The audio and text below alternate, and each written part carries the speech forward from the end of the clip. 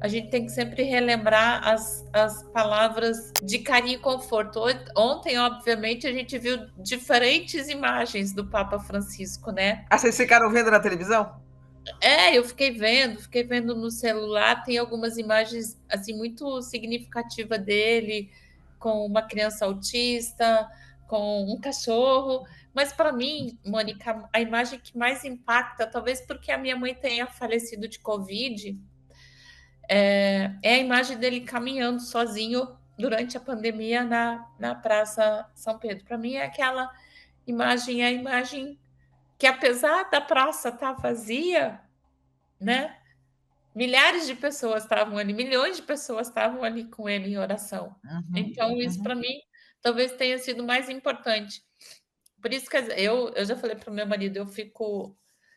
Como minha mãe faleceu de Covid, quando algumas pessoas falam da época da pandemia, eu fico bastante irritada e com razão, né?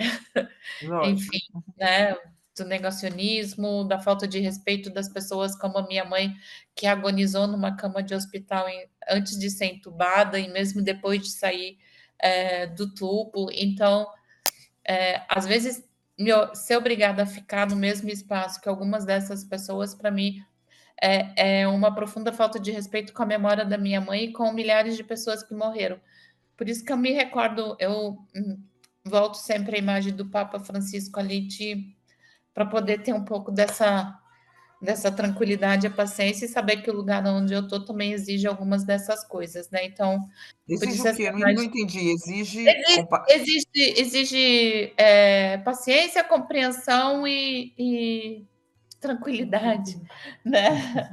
Tranquilidade. Então, por isso que a imagem, nesse momento do Papa Francisco, para mim, ela é muito importante, muito simbólica. Também é outra imagem dele que acho que fica essa compaixão por aqueles que padeceram naquele momento. E aí Foi um momento tem. difícil da pandemia para todo mundo, né?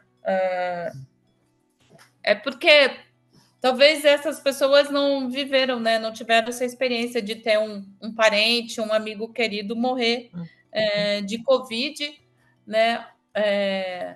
Ter a visão.